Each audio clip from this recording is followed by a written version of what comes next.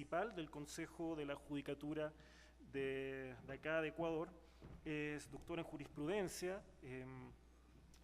ha tenido distintos estudios de especialización en materias como contratación pública y modernización del Estado, formulación y evaluación y gestión de proyectos internacionales, maestría en ciencia, tecnología y sociedad, diplomado sobre desarrollo local y participación.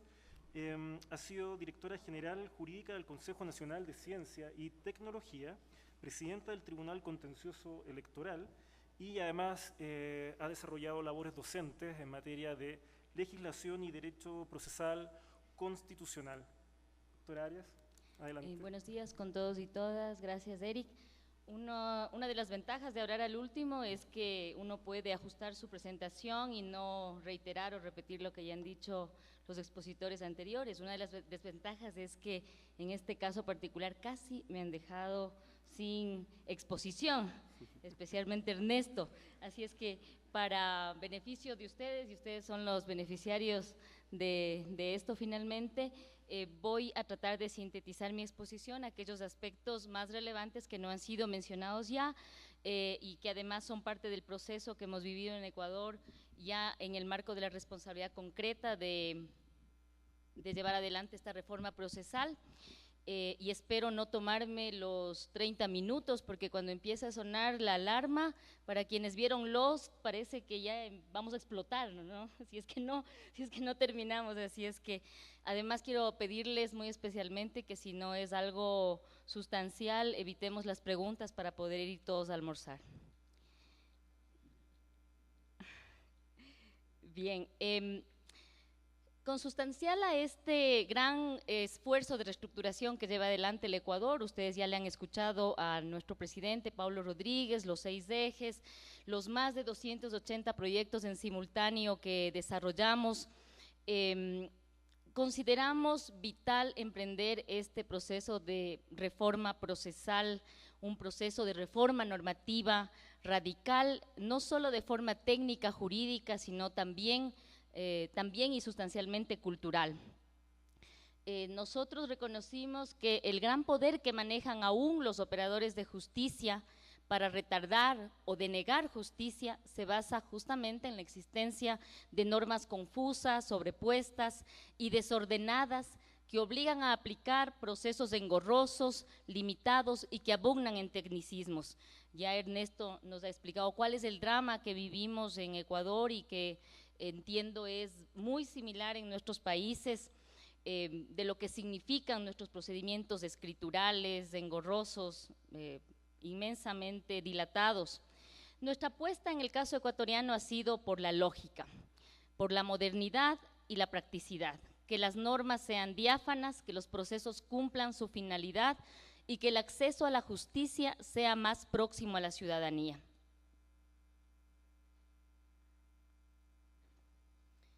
La reforma procesal ecuatoriana parte evidenciando la complejidad y diversidad de los más de 80 tipos de procesos que están vigentes en nuestra legislación. Con ello, la intención es propender a la unificación de procedimientos y su forma de litigación, a la concentración de los actos procesales y a la celeridad que debe ser primordial en cualquier sistema procesal.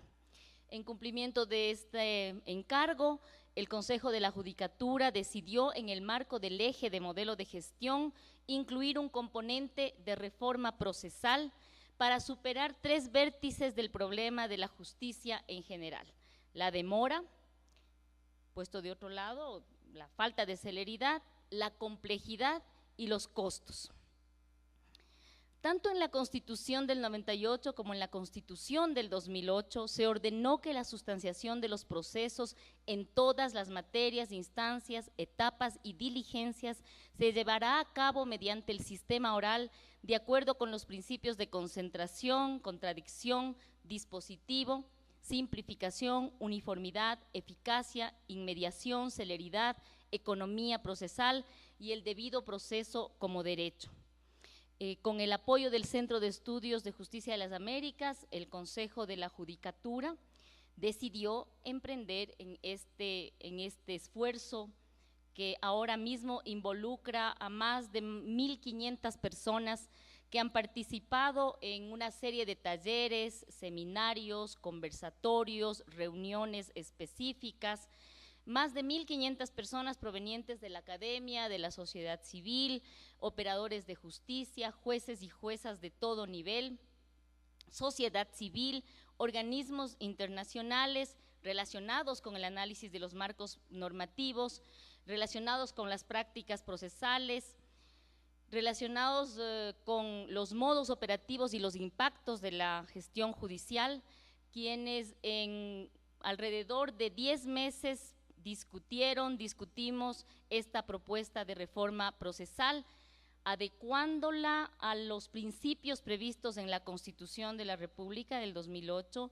y a los principios previstos en el Código Orgánico de la Función Judicial y también, evidentemente, a la realidad ecuatoriana.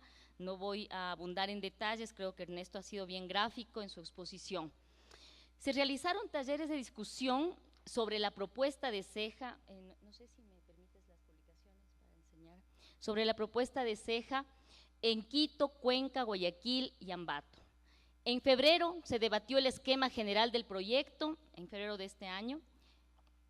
En mayo se analizaron los artículos propuestos en un taller nacional a través de 8 mesas temáticas. A ese taller asistieron más de 400 personas, un número muy similar al que hoy tenemos en esta sala. A partir de este taller, de todas estas actividades que se desarrollaron entre enero, febrero, marzo, abril, el Consejo de la Judicatura hizo esta publicación, Proyecto de Código Procesal Unificado en Materias No Penales, una publicación de 16 de abril del año 2012. En este documento encontramos lo que fue la primera propuesta de proyecto de código elaborado por el Consejo, por Ceja, que contaba con cerca de 450 artículos, un análisis previo. Este documento tuvo amplia difusión a nivel nacional. A partir del mes de mayo empezamos un trabajo intenso con los jueces y las juezas y con los conjueces y las conjuezas de la Corte Nacional de Justicia. Decenas de talleres, reuniones focalizadas que dieron como resultado una publicación en agosto, el borrador de agosto es este, en donde ya vemos que hemos modificado el nombre del proyecto, Proyecto de Código General del Proceso. Este documento se publicó en agosto del 2012, un documento que consta de cerca de 415 artículos, y sobre este documento precisamente iniciamos ya un trabajo de debate con soporte técnico en la Corte Nacional de Justicia. A partir de septiembre del presente año, la Corte Nacional de Justicia, el Pleno de la Corte Nacional de Justicia, que es el máximo órgano de justicia ordinaria, está discutiendo aún en sesión permanente lo que es el Código General del Proceso. Cabe indicar que la primera decisión justamente de la Corte Nacional de Justicia fue denominar al proyecto Código Orgánico General del Proceso. Ustedes me dirán tal vez, y esto en beneficio de los más de 100 asistentes internacionales que nos acompañan en este evento, ¿por qué la Corte Nacional de Justicia? De acuerdo a nuestra Constitución, la Corte Nacional de Justicia es el órgano de la función judicial que tiene la potestad de presentar proyectos de ley, tiene iniciativa legislativa, y es por eso que la Corte Nacional de Justicia se encuentra en este momento, son algunos meses ya, en su seno discutiendo esta propuesta. Hoy nos encontramos presentes en este seminario, un seminario de alto nivel organizado en conjunto con la Defensoría Pública, a la que agradecemos por su interés en este importante proceso de debate que lo consideramos prelegislativos. Estoy segura que este evento contribuirá para que quienes nos visitan y quienes se han inscrito en el taller contribuyan en este debate. El objetivo que lleva adelante, el objetivo que tiene el Consejo de la Judicatura es que para el próximo año, contando ya con nueva Asamblea Legislativa, Como ustedes saben, estamos próximos a tener un proceso electoral que dará como resultado una nueva Asamblea Legislativa. Contar con un documento que, luego de un proceso de nueva socialización, estoy hablando ya del documento que salga de la Corte Nacional de Justicia. En la Corte Nacional, al momento, el 70% de este proyecto está validado, está aprobado, ha recibido importantes aportes de los jueces y las juezas de la Corte Nacional de Justicia. Hoy voy a tratar también de compartir con ustedes cuáles son los principales aspectos que han sido incorporados ya en este debate a partir del primer proyecto que nos presentó CEJA, y para quienes han acompañado este proceso en la serie de talleres van a resultar de alguna manera interesantes, quién sabe, tal vez novedosos. ¿En base a qué principios y derechos constitucionales se cimienta la propuesta?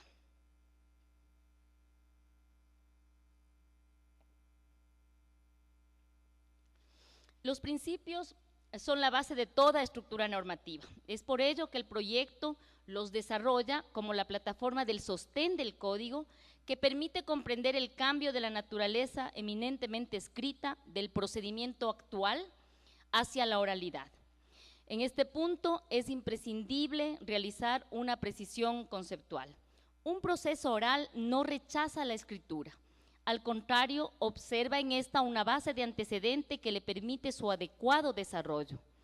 La oralidad incide en una mejora de la calidad de litigación al obligar a las partes procesales a presentar el caso, examinar, contraexaminar la prueba y argumentar su pretensión de manera verbal en audiencia.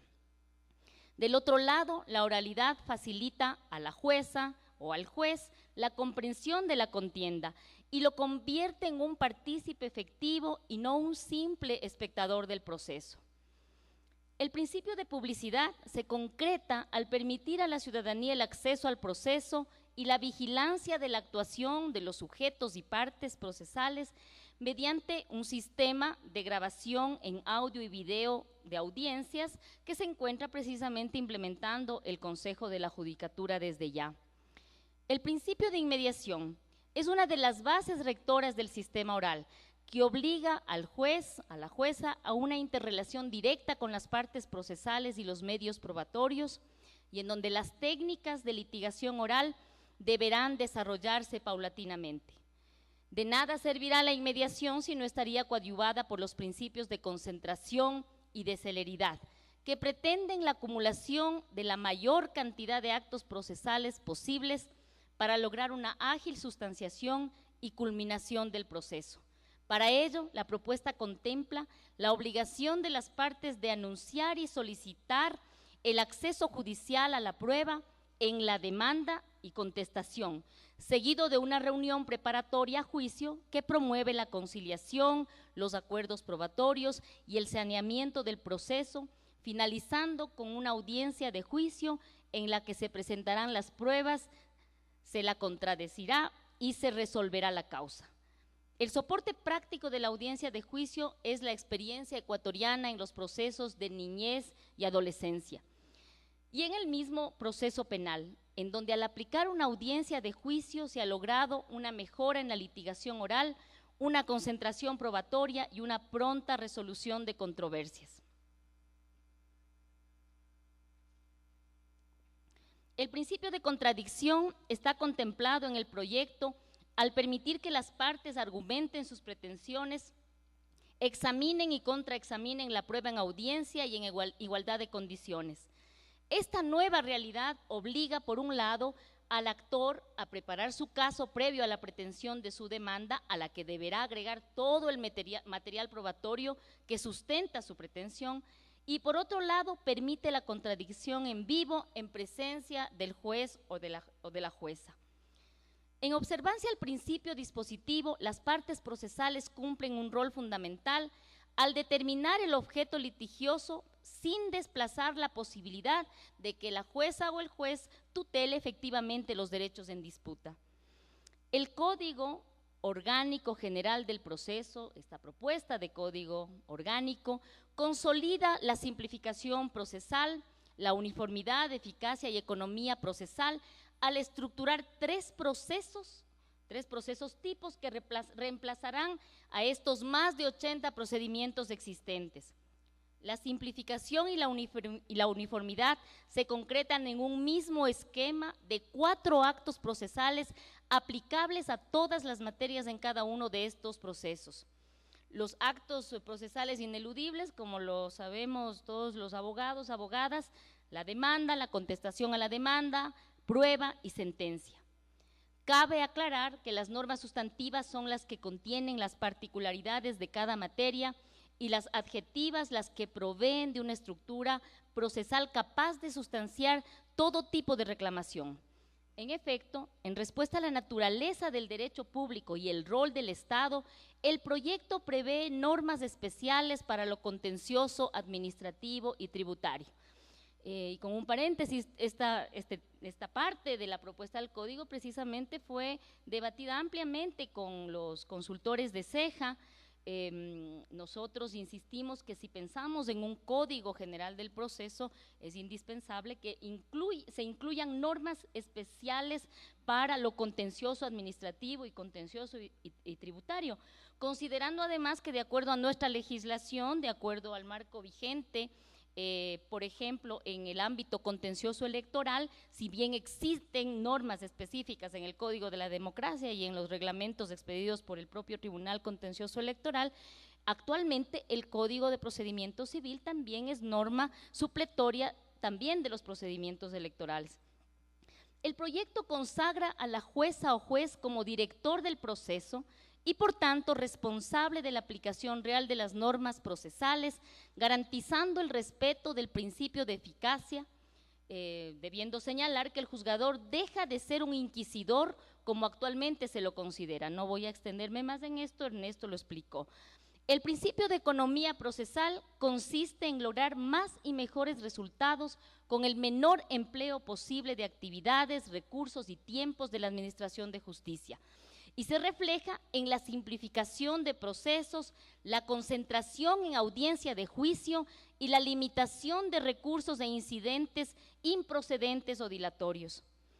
La eficacia del proceso radica en la interrelación de los principios con los derechos. Planteamos como sustento del proyecto un tridente de derechos constitucionales: el derecho al debido proceso, a la tutela judicial efectiva y el acceso gratuito a la justicia. Concebimos al debido proceso como un pilar fundamental, a la tutela efectiva como la obligación del juez o jueza de resguardar de manera oportuna los derechos y un acceso a la justicia libre de obstáculos que relegan a ciertos sectores de la sociedad, ya sea por la complejidad de los procesos, por la carencia de recursos, como ya nos insistía el defensor, o por la dificultad de acceder al sistema de administración de justicia. Paso ahora brevemente a explicar los 3 tipos de procesos que contiene el proyecto. Muy bien. El proyecto contiene 3 tipos de proceso. El proceso declarativo general.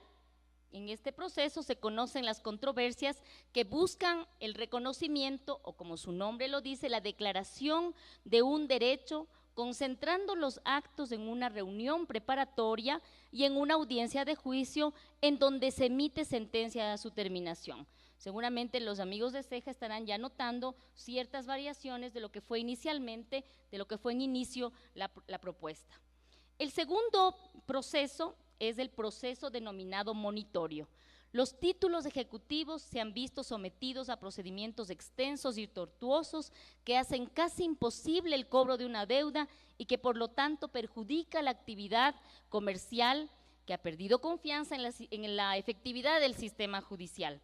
Su estructura monitoria, que procura dar un trámite simple y ágil para que la ciudadanía obtenga el cumplimiento efectivo de la denominada obligación ejecutiva. Finalmente, el procedimiento simplificado es un juicio declarativo que pretende garantizar el acceso a la justicia a las personas que carecen de los recursos necesarios para contratar un profesional del derecho, en aquellas causas que no superen cierto valor considerado como cuantía mínima expresado en remuneraciones básicas unificadas, basado en una audiencia de juicio.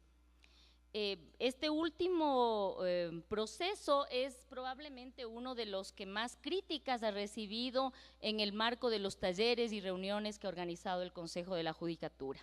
El Foro de Abogados ha manifestado su inconformidad con que en este tipo de procedimiento no se cuente con un profesional del derecho. Este es un tema que aún está en debate, finalmente como queda en la propuesta, aunque la Corte Nacional de Justicia, debo decir que cuando se analizaron estos artículos, la propia Corte, no sin debate, es así, no sin debate, consideró que en este caso era prioritario, precautelar el acceso a la justicia, el derecho a acceso a la justicia a las personas que carecen de recursos necesarios. Como digo, este es un tema de amplio debate, porque de otro lado, como ya hemos escuchado al defensor público, en ciertos ámbitos y con ciertos énfasis, la Defensoría Pública está precisamente brindando asesoría jurídica y brindando patrocinio a las personas que no cuentan con los recursos para acceder a un abogado.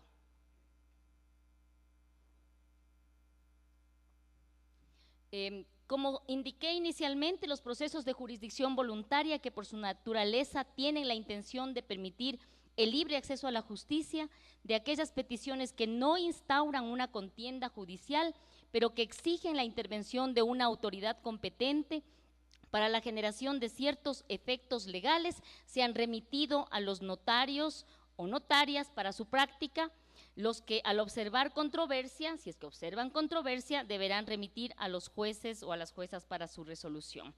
Rápidamente paso a explicar, hacer una síntesis del sistema de impugnación que contiene la propuesta. Se propone un sistema de impugnación ágil que, al igual que el proceso declarativo general, busca resolver la litis de forma concentrada y eficiente a través de una audiencia de conocimiento del recurso que culmina con el procedimiento, con el pronunciamiento del juez. El sistema de impugnación ha previsto un único recurso horizontal y 3 verticales. El primero de ellos, denominado recurso de corrección, que unifica los de ampliación, aclaración y revocatoria, utilizados actualmente de manera abusiva con fines incidentalistas en el sistema procesal. Los 3 recursos verticales son apelación, casación y revisión. La práctica procesal en el Ecuador ha observado el uso de los recursos con la exclusiva finalidad de dilatar y entorpecer los procesos, coadyuvados por la falta de existencia legal de fundamentar los recursos. Para superar esta práctica, el proyecto contempla un sistema de recursos cerrados que deben fundamentarse para que puedan ser resueltos. El recurso extraordinario de casación adopta un sistema puro que permite a la Corte actuar, a la Corte Nacional de Justicia, como un auténtico tribunal de casación que verifique la correcta aplicación de la ley sustantiva, permitiendo que las instancias procesales previas sean las que traten, revisen y enmienden los vicios procesales que pudieran existir. Sin embargo, el sistema se flexibiliza con la casación de oficio cuando han existido errores trascendentales en la sentencia recurrida que hacen imperativa la intervención de la Corte Nacional de Justicia para corregirlos. Este recurso es parte de ese 30% de artículos del proyecto que aún se encuentran en debate en la Corte Nacional de Justicia, a fin de que poder consensuar un sistema o el sistema más adecuado a nuestra realidad. Finalmente, el recurso extraordinario de revisión a cargo de la Corte Nacional de Justicia se ha concebido para revisar sentencias que han sido expedidas a consecuencia de violencia o intimidación sustentada en pruebas falsas o por efecto de cohecho o prevaricación.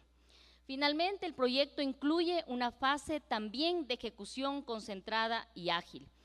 La falta de ejecución de una sentencia ha sido uno de los problemas más graves del sistema, esto lo sabemos todos los abogados. Para superarlo, se propone una fase de ejecución que evite la incidentación y reúna el tratamiento de tercerías, impugnaciones y todo pedido en una audiencia de ejecución. En caso de que el ejecutado omita cumplir con el pago, no se exigirá iniciar un nuevo proceso para lograr la declaratoria de insolvencia del incumplido, sino que su declaratoria se producirá de inmediato y en el mismo acto se ordenará el inicio del régimen concursal ante el mismo juez, con lo cual se respeta el principio de economía procesal y se genera un ahorro en costas procesales. La propuesta pretende entregar una vía expedita que maneje una concepción de protección a quien ha obtenido una sentencia favorable, impidiendo prácticas fraudulentas por parte del ejecutado que busca cualquier mecanismo para evadir a la justicia. La fase de ejecución, con el uso intensivo de la tecnología, se contempla un remate electrónico que permitirá lograr la agilidad, transparencia y, en síntesis, la eliminación de las actuales prácticas de mala fe. Yo voy a complementar algunos de los retos que ya Ernesto nos mencionó en la parte final de su entrevista. Él nos hablaba de la necesidad de capacitar, de la necesidad de difundir ampliamente el proyecto. Yo voy a exponer cuáles, desde el punto de vista del rol del Consejo de la Judicatura, creemos que deben incluirse dentro de un periodo de vacancia legal o vacatio legis que permita la entrada en vigencia progresiva del nuevo sistema procesal y que garantice que se cumplan simultáneamente los siguientes pasos. En primer lugar, implementar un sistema de liquidación procesal de todos los trámites iniciados con la ley anterior, a fin de no entorpecer el nuevo sistema. En segundo lugar, desarrollar un proyecto emergente de capacitación y formación a todos los operadores de justicia, dirigido en especial a los jueces y juezas, a los abogados y abogadas en libre ejercicio, a fin de que tengan conocimientos de manejo y litigación de audiencias orales, calificación y proposición de objeciones y la toma de decisiones en vivo. Esta capacitación no solo debe implementarse y ejecutarse a través de la escuela judicial que se encuentra implementando el Consejo de la Judicatura, sino que debe efectivamente realizarse en coordinación y con la cooperación de las universidades, los propios gremios de abogados, estudios jurídicos y organismos de la cooperación. Es indispensable la inclusión en las mallas curriculares de las cátedras de Derecho Procesal que considere el nuevo Código Orgánico General del Proceso y técnicas de litigación oral. Esto implica que los organismos competentes de regulación, evaluación y vigilancia de la educación superior, en el caso del Ecuador, la Secretaría Nacional de Educación Superior, Ciencia y Tecnología, el Consejo de Educación Superior, el Consejo de Evaluación Académica y Acreditación de la Educación Superior, inicien un proceso por el que todas las facultades de derecho modifiquen en el mediano plazo sus pensums de estudios, sus mallas curriculares, acorde al nuevo sistema. Es imprescindible que durante la vacancia, el vacatio legis, también el Consejo de la Judicatura concluya la implementación de toda la infraestructura civil y tecnológica necesaria para que la nueva justicia, de acuerdo a la nueva normativa, se ejecute y evidentemente emita los reglamentos respectivos para dar operatividad al sistema. Finalmente, es imprescindible incidir en el cambio de cultura jurídica a través de una campaña de difusión del nuevo sistema para la ciudadanía y para los abogados en libre ejercicio. Con esto yo finalizo mi exposición. Yo quisiera, sin embargo, darles un dato adicional al que nos daba Ernesto en su exposición. Él nos presentaba unos datos dramáticos de las causas represadas, datos cortados al 2008 en el caso ecuatoriano. El Consejo de la Judicatura, que inició actividades en julio, recibió unas estadísticas que daban cuenta de que en el sistema, en todas aquellas materias que nos había señalado Ernesto, teníamos alrededor de 1.200.000 causas represadas, entendiéndose como causas represadas aquellas que no habían sido tramitadas dentro de los plazos legales, de los plazos y términos legales. La primera labor del Consejo fue hacer un inventario nacional de causas, ya contando con herramientas informáticas para poder establecer en qué materias, en qué instancias, en qué lugares se encontraban las causas represadas. La primera constatación es que no eran 1.200.000 causas registradas como no tramitadas, como no despachadas, como no concluidas. Eran más de 2.200.000 causas. es decir, prácticamente el doble. Bueno, la buena noticia es que también durante estos meses desarrollamos una serie de estrategias para despachar las causas represadas, no solo inventariarlas, sino despachar las causas represadas. Por mencionar un dato, y con eso voy a concluir, entre enero del 2008, o sea, luego de las estadísticas que nos presentó Ernesto, a julio 25 del año 2011, es decir, durante 42 meses, el sistema de administración de justicia en Ecuador resolvió 1.481.000 causas, 722, a razón de 35.280 causas por mes, todo el sistema de administración de justicia, quedando, como digo, más de 2 millones de causas pendientes de resolución, que incluían evidentemente esas causas que estaban prescritas, abandonadas, pero que constaban en los registros como activas.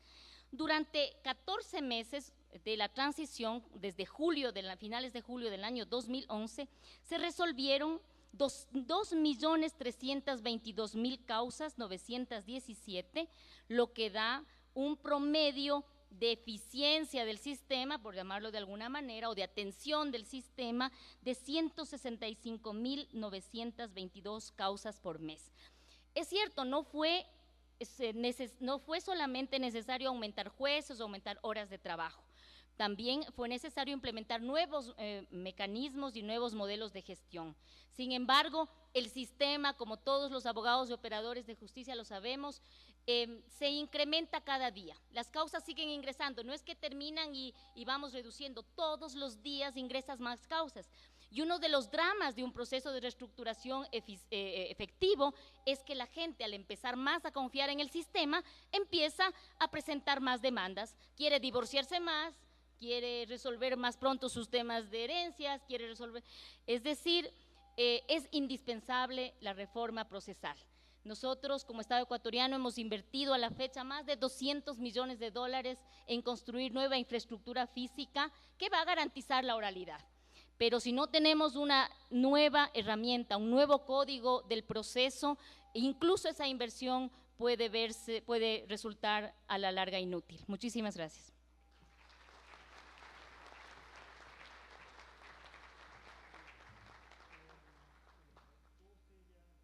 Estamos por tan solo una pregunta por expositor. Ha sido difícil hacer la selección entre tantas preguntas y por lo mismo le voy a pedir a los expositores que sean, por favor, lo más conciso posible, lo más concretos también. Para el para el ingeniero Paulo Rodríguez, una pregunta sobre el diseño del modelo de gestión. La pregunta concretamente es: ¿cómo recopila el Consejo las necesidades y requerimientos de calidad y servicio de usuarios externos e internos?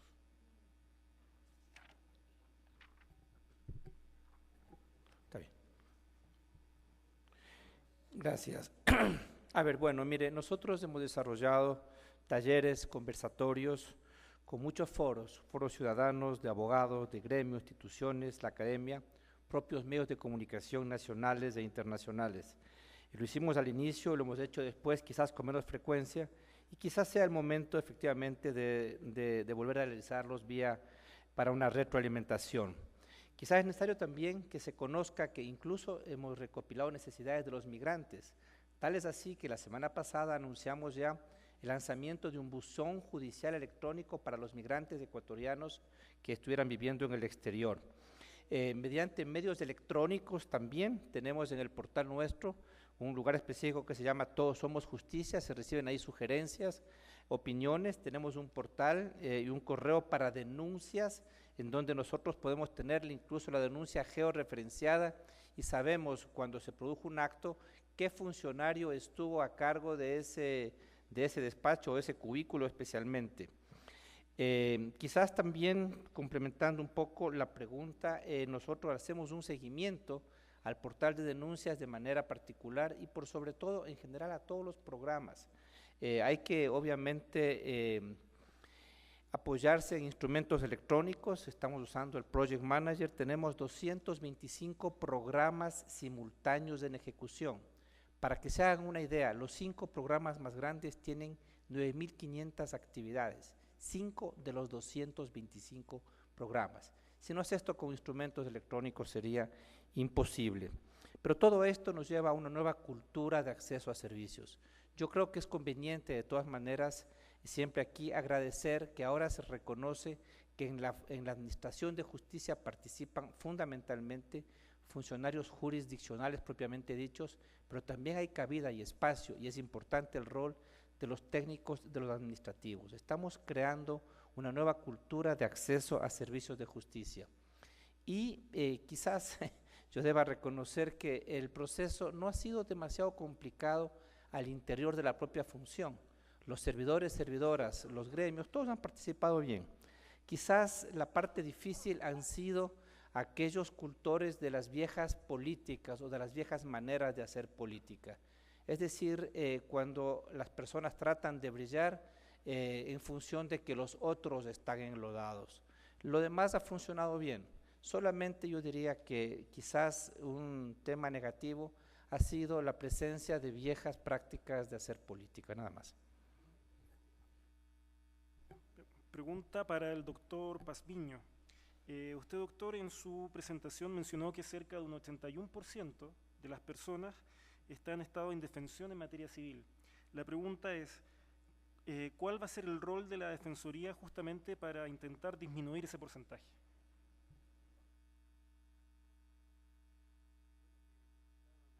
Hemos estado revisando las preguntas, realmente hay muchísimas preguntas y yo felicito a los asistentes por el interés que se ha despertado y la necesidad que tienen de información, pero le hemos dado a Eric la dura tarea de que escoja una de las preguntas que él crea la más relevante.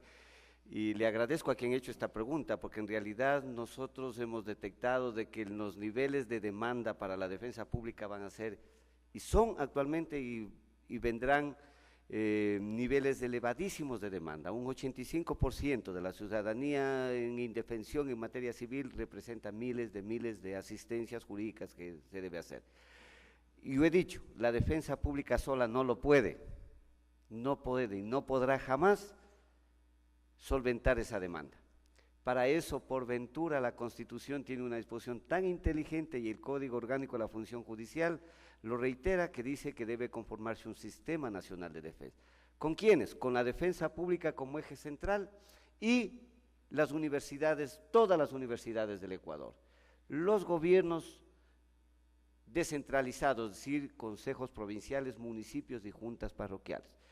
Las organizaciones de la sociedad civil, los pueblos indígenas, las nacionalidades indígenas y todos los consejos de igualdad, es decir, armar toda una red nacional de consultorios jurídicos, de atención jurídica gratuita a los sectores más vulnerables, de patrocinio, pero sobre todo de orientación en los derechos y prevención de los litigios judiciales. Sobre todo, incorporar el sistema de mediación, conciliación y arbitraje como mecanismos esenciales en la solución de conflictos. Reitero, solo la defensa pública no podrá cubrir esta demanda. Es necesario conformar este sistema nacional que comenzaremos a trabajarlo desde el mes de marzo del próximo año, una vez que concluya una consultoría que nos va a dar la línea base de la demanda y sobre todo la línea base de los consultorios jurídicos que actualmente ya están funcionando en universidades y municipios del Ecuador. Bien, y la última pregunta para la doctora Arias, que nuevamente le pido por favor que intente ser lo más concisa posible, tiene que ver con el procedimiento ejecutivo. Preguntan, al margen del procedimiento monitorio, ¿cuál sería la principal modificación que estaría sufriendo el procedimiento ejecutivo tal como lo conocen en la actualidad acá en Ecuador? Bien, muchísimas gracias. El procedimiento ejecutivo justamente es uno de los que ha sufrido más críticas y aportes en el marco del proceso de debate que ha desarrollado y ha impulsado el Consejo de la Judicatura. Es parte de ese 30% de artículos que todavía la Corte Nacional de Justicia se encuentra procesando. Hay algunas alternativas ahí, principalmente, como yo decía en exposición, la propuesta, y yo diría que la propuesta tanto del proyecto de Código General del proceso de agosto como del proyecto procesal unificado de abril, contempla justamente el que concibamos un procedimiento ejecutivo que evite la incidentación, que en una sola audiencia le permita al juez resolver, y que el procedimiento ejecutivo permita que en el caso de la pretensión del actor, que es cobrar su deuda, que ya ha sido probada por un título o reconocida por una sentencia, pueda ser inmediatamente cumplido por el deudor. Hay un aspecto que en mi intervención no omití, quisiera aprovechar la pregunta para mencionarlo acá. Tú lo mencionaste, Ernesto, que tiene que ver con el sistema de nulidades. El proyecto plantea una propuesta innovadora que reemplazaría el sistema de nulidades. Este es otro de los nudos críticos que tampoco han encontrado aún una vía de salida, se encuentra en debate. Yo invito a la comunidad jurídica, a quienes nos han seguido en este proceso. Alguien diría que, bueno, pretender tener una propuesta de nuevo Código de Procedimiento Civil, o como lo hemos denominado, Código Orgánico General del Proceso, en menos de un año o poco más de un año puede ser muy ambiciosa, pero yo les invito a pensar que la expectativa y la necesidad de que el Ecuador cuente con un nuevo cuerpo normativo procesal en materias no penales viene de mucho atrás. Por lo menos viene desde el 98, cuando ya se decía que deberá implementarse la oralidad en todas las materias e instancias, y que es más categórico ahora en la Constitución del 2008. Eso es algo que no está en discusión. En Ecuador, aparte de la iniciativa a nivel de América del Código Modelo Iberoamericano, también en Ecuador tuvimos hace unos 6 años una propuesta interesante preparada por el Instituto de Derecho Procesal, que quedó como publicación. Yo quisiera que esta iniciativa, en el que hemos puesto esfuerzo, horas de mucho trabajo, miles de personas ahora mismo, no quede como en su momento quedó la una o la otra propuesta en una publicación. Yo aspiro que estos aspectos que son de inquietud para el foro, en lugar de traducirse en obstáculos para que la reforma procesal se pueda concretar, se traduzcan más bien en iniciativas, en interés para participar en los futuros eventos que se promoverán en los próximos meses, y ojalá el próximo año la Asamblea Nacional reciba en manos de la Corte Nacional de Justicia esta propuesta, que de paso entrará al proceso ya de debate legislativo, y ojalá en un futuro próximo el Ecuador pueda ser un país, uno de nuestros países que cuente con una normativa moderna, eficaz, que garantice el acceso a la justicia. Bien, queremos agradecer a nuestros 3 expositores por sus presentaciones. Simplemente para hacer esto más coordinado, ahora nosotros vamos a salir al almuerzo. El almuerzo va a ser acá en el salón que está al lado izquierdo, saliendo del pasillo. Recuerden llevar el ticket del almuerzo que está en sus carpetas, porque se lo van a pedir, y además el almuerzo va a ser hasta las 3 de la tarde. Como nos retrasamos, vamos a dar un poco más de tiempo para el almuerzo, para que puedan volver. Así que a las 3, por favor, puntual, retomamos acá el seminario. Muchas gracias. Una cosa más. Recuerden que al finalizar la tarde van a tener que registrarse otra vez para que no se les olvide. Nos vemos en 1 hora. Buen provecho.